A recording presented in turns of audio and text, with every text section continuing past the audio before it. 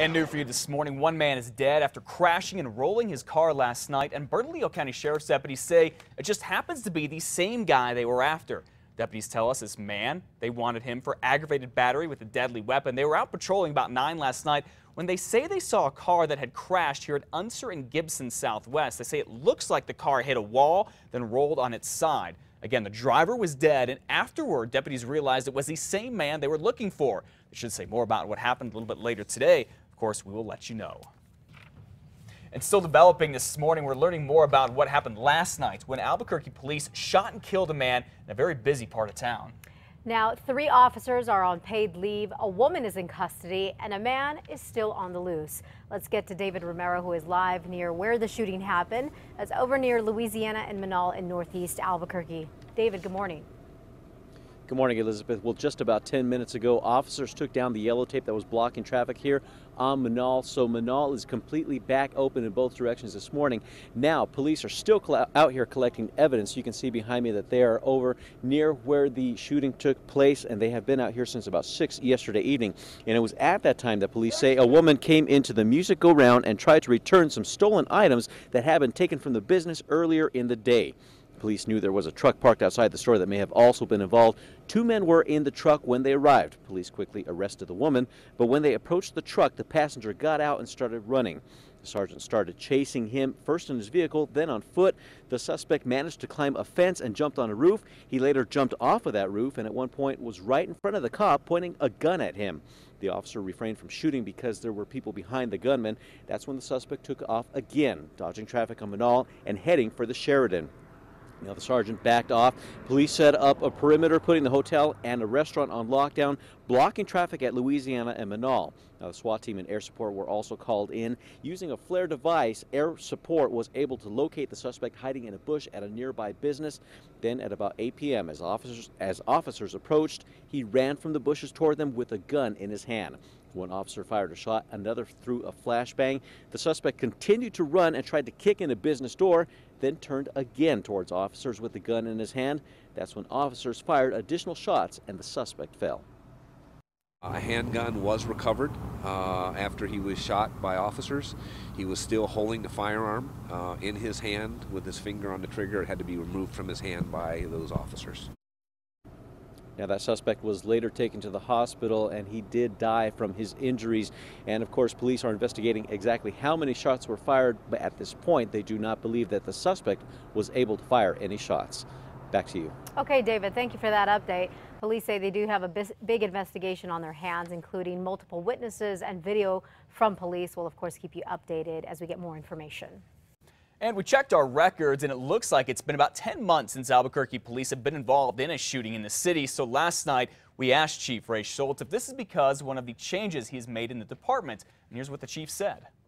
When the original call came out, I had stopped by here. The officers were being very clear and decisive as how they were handling this scene. Supervisors on scene, trying to slow things down, trying to use tools and equipment, having very deliberative plans of action in place that included less lethal. Chief Schultz there also says that in this case, because the man had a gun and pointed it at police a number of times, it was clear he was a danger, not just to the officers, but to the community. And again, a very busy part of town. The chief says the officers did everything they could before they opened fire.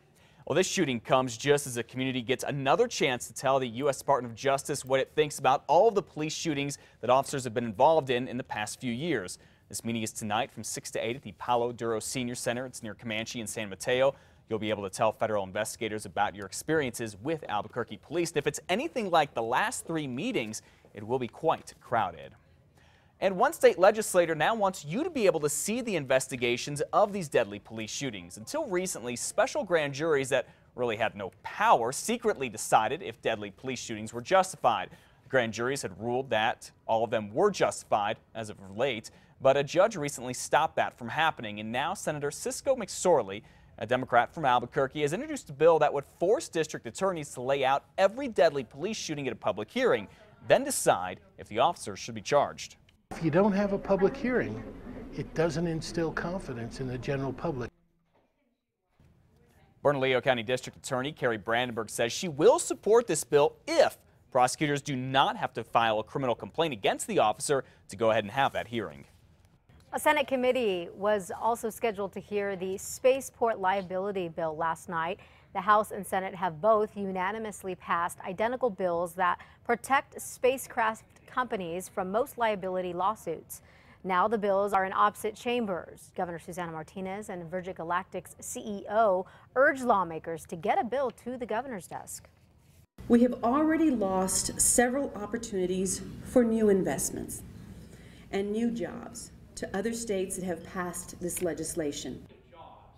Virgin Galactic CEO George Whitesides says he is still working with the state to bring in more companies to join Virgin Galactic in southern New Mexico.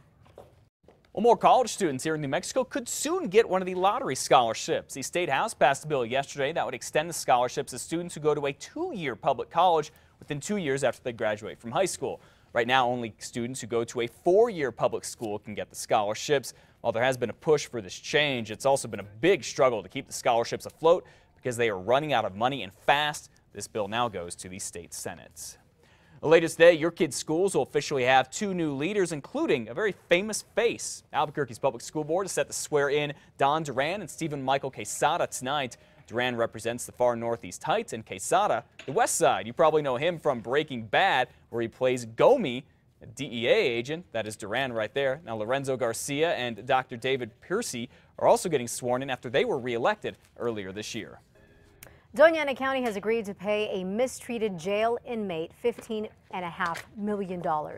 Stephen Sleven was arrested for drunk driving back in 2005 and put in solitary confinement and pretty much ignored for 2 years. At one point, this man was forced to pull out his own tooth. He later sued and a jury awarded him $22 million. The county appealed but has now agreed to settle with him for $15 million. All right, if you are in the market for a job, we have some good news for you. The Sprint call center in Rio Rancho is holding a job fair today. It will begin at 3 this afternoon at the Sprint site on Sprint Boulevard. For more information, call 505-404-6763. Always good to hear about job fairs anytime, any day. Yes, it is. Every little job makes a difference. 6:38 right now.